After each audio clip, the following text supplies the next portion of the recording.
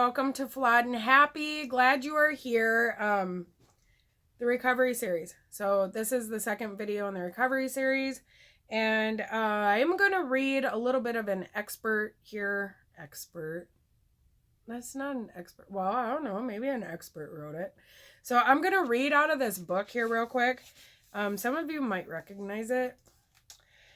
And acceptance is the answer to all my problems today. When I am disturbed, it is because I find some person, place, thing, or situation, some fact of my life unacceptable to me, and I can find no serenity until I accept that person, place, thing, or situation as being exactly the way it is supposed to be at this moment. Nothing, absolutely nothing happens in God's world by mistake. Until I could accept my alcoholism, I could not stay sober. Unless I accept life completely on life's terms, I cannot be happy. I need to concentrate not so much on what needs to be changed in the world as on what needs to be changed in me and my attitudes. Okay, I wanted to share that with you guys because lately I've been going through a lot, like a whole lot. So much so that there's some days I don't know if I'm coming or going. I'm not even going. I'm not even going to lie about nothing. I'm not even going to sugarcoat nothing. One thing I've learned about recovery is you just don't sugarcoat anything. I'm not going to go right out there and, tell you guys exactly what it is that's going on because, sometimes, I don't know. It's YouTube. I don't know who's all out there watching, but I will tell you guys this. The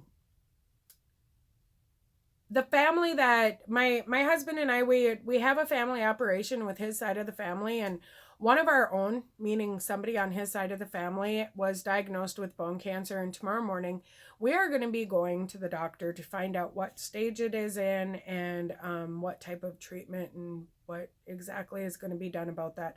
That is a very hard thing to accept because if anybody knows anything about bone cancer, I'm not going to cry on this one. I'm not. Just research it. So it's difficult. We are going to be moving 14 hours away from where we live right now. And that's really difficult for me too, because I was born and raised in this state, and when I read this, acceptance is the answer to all of my problems today.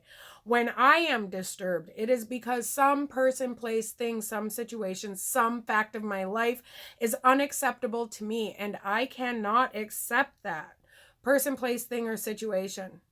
I cannot accept it.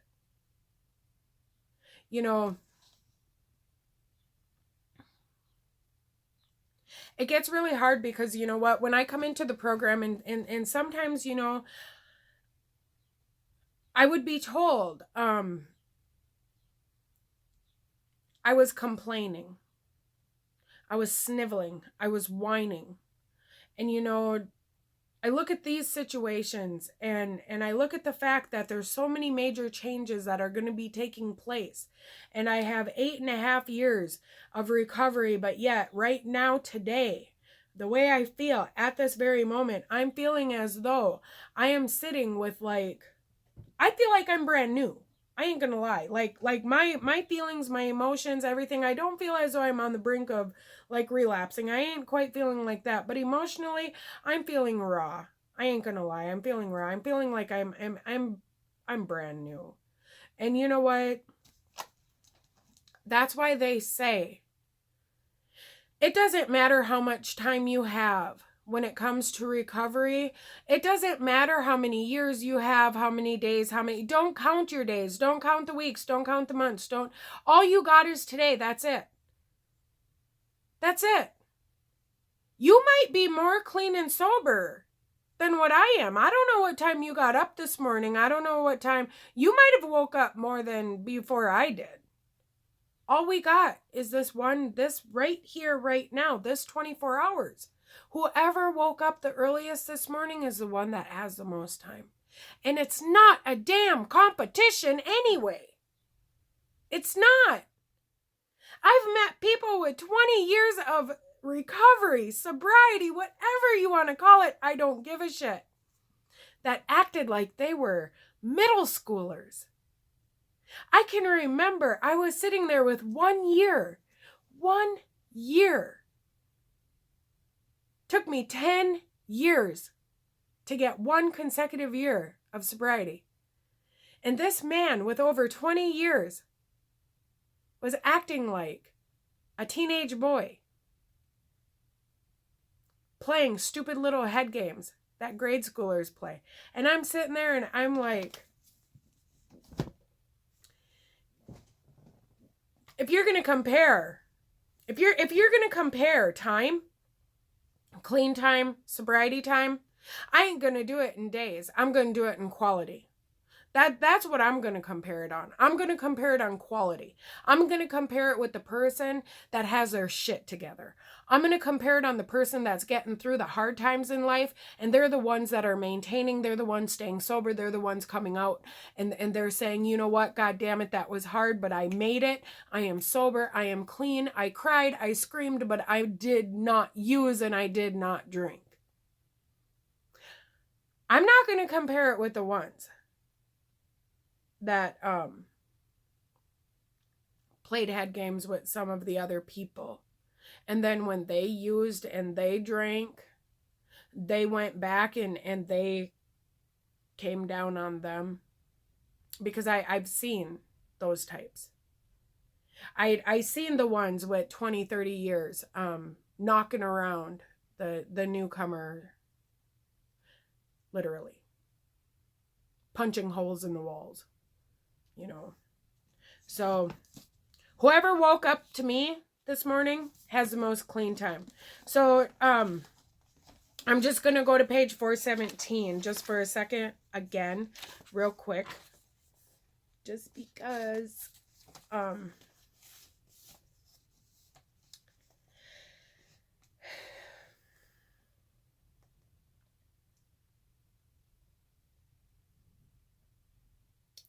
nothing, absolutely nothing happens in God's world by mistake. Until I could accept my alcoholism, I could not stay sober. Unless I accept life completely on life's terms, I cannot be happy.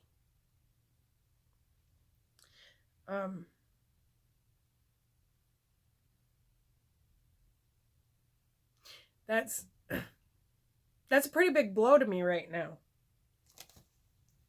Unless I accept life completely on life's terms, I cannot be happy. You know what? Because life's terms right now is, this is life's terms at the moment. Life's terms are this particular individual that I look up to and I have gotten to know over the course of the last 11 years has bone cancer, and where there's life, there's death, and he's not always going to be there. But that is a fact of our life. And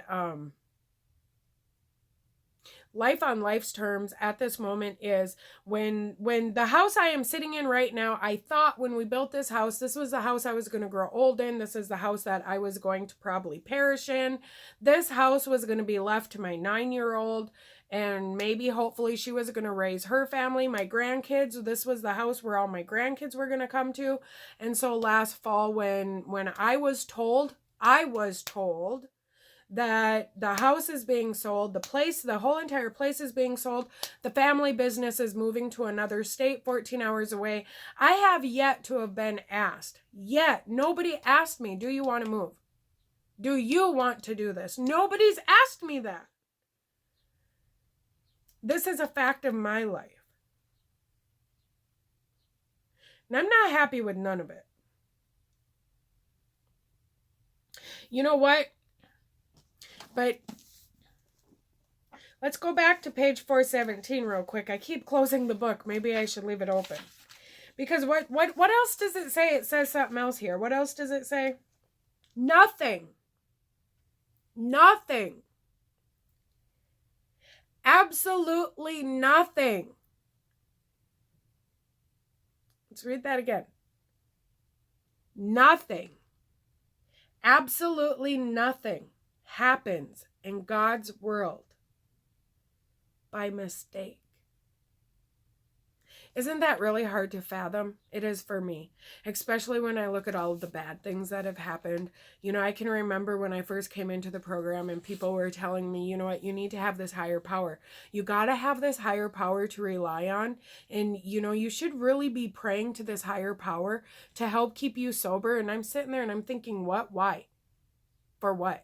If there was really a higher power that loved me, then why did I go through this? Then why did this happen to me? You know, then why did I have to, you know, whatever, growing up. It's really hard to fathom, right? Especially when you look at it from a world standpoint. You know, the homelessness. Third world countries. You know, it's hard to fathom that nothing, absolutely nothing happens in God's world by mistake. You know, and so I always remind myself too that, you know what, Flawed? Hey, Flawed. Your life ain't so bad, my gosh. You got a roof over your head. Be grateful. I am, believe me, I am. You know what? It ain't the end of the world, so you're going to be living 14 hours away. Yep, I am, but I don't want to. You know, and I don't want to make it sound as though I am being ungrateful. But I suppose it does sound like I am. Does it sound like I'm being salty? I probably do sound salty right now, don't I?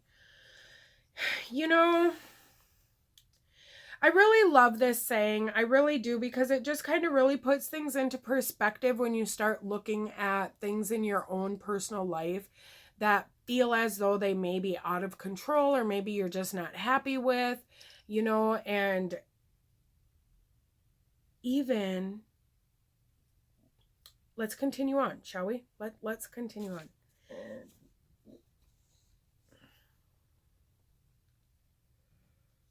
Sorry, just wait. I use this. I keep my book hung up in a closet. So, unless I accept life completely on life's terms, I cannot be happy. I need to concentrate not so much on what needs to be changed in the world as on what needs to be changed in me and my attitudes. You know, and my attitudes lately, they've been up and down. I'm not going to lie. They really have been up and down. It's been really difficult. You know, and if you've been following my quitting smoking journey, I'm still not smoking. I have not smoked, but if you've been following that journey, you know, I had a health scare of my own. I'm out of the woods. I think I'm totally out of the woods on one issue. The second issue, I'm borderline, you know, but I think I'm good. And I'm still not smoking, you know. I don't want to use. I don't want to be high. I don't want to get drunk. And I sure shit don't want to lose my emotional sobriety. I really don't. One thing about recovery is you're going to feel emotions. It's going to be real. And it's going to be fun. And it's going to be real fun. And sometimes it's not going to be real fun. You know, sometimes it's going to suck. And sometimes you're just not going to like it very well. But I have learned over the course of the last 8.5 years that as long as I don't pick anything up, I don't have to sober back up. I don't have to clean back up. It took me 10 years to get one consecutive year. So believe me, I know firsthand how hard it is to sober up again. I know firsthand how hard it is to clean back up. And it truly is much easier to stay sober, stay clean, than to start over. So that is where I am at today, you guys. You know, just because somebody is clean and sober does not mean life is going to be perfect. Everything's going to be a-okay. Life is just going to keep going, you know, on this even, nice, smooth slope. That is unrealistic. that is very unrealistic. Life happens. It happens. I don't know what to tell you. People die. Shit happens. People move. Houses get sold. Businesses move. You know, on top of everything else that's going on, our particular family business, there's this year, twice a year we have two big events that we do, and June 3rd we had got the event we're doing in the state we live in, but we're going to be moving within the next month to the other state, so that we're going to be going back and forth, 14-hour trip one way. I'm not looking forward to it, but whatever, it is what it is, right? I'm trying really hard not to be all stressed out. I really am. I decided to go ahead and pull this back out. I honestly thought I had packed all of these because I was moving like 4 months ago and then 2 months ago. And now I'm supposed to be moving in a month. I honestly don't know when I'm moving because everything keeps changing, and that's been extremely stressful too. Everything just keeps changing. Nothing like just stays on course, you know, the way it's planned. And then the winter has been so extremely brutal, which is part of the reason why everything's been changing, you know. And so the only thing that I have been trying to keep on course is the fact that I wake up every day and I make that conscious decision to remain clean and sober no matter what. No matter what. It's not the 5th, the 10th, the 20th shot, drink, whatever, that gets me high, gets me drunk. It's that first one. So if I don't take that first one, because the moment alcohol touches these taste buds, I am done for. I am done. I turn into a bulldozer. There's no stopping me.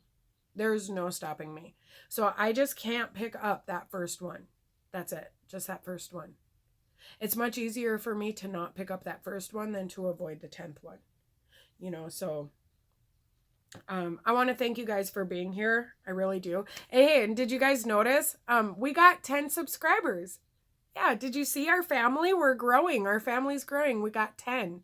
So to everybody that's here, thank you for being here. I greatly appreciate it. And we got double digits. That's pretty cool.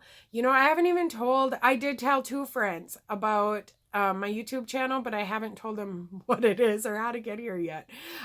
When I started this particular channel, I decided I am seriously going to grow it very organically. I honestly believe that my higher power, and you know what? I call your higher power what you want. Okay? I ain't going to judge. I ain't judging. But I honestly believe that my higher power, your higher power, our higher power, they're going to work together. And if we are meant to cross paths, we are going to cross paths.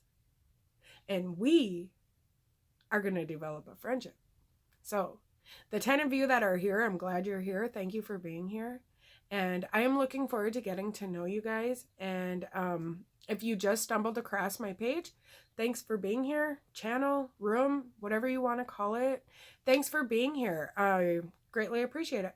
So, all right, with that, I am going to go ahead and tune out. I will catch you guys on the next video. I got to go get some supper started. And yeah, thanks for being here. I greatly, greatly appreciate it. And, you know, I might be struggling emotionally a little bit today. I might be. But darn it, recovery's still worth it. It really is. It really is. We'll catch you guys later. Bye.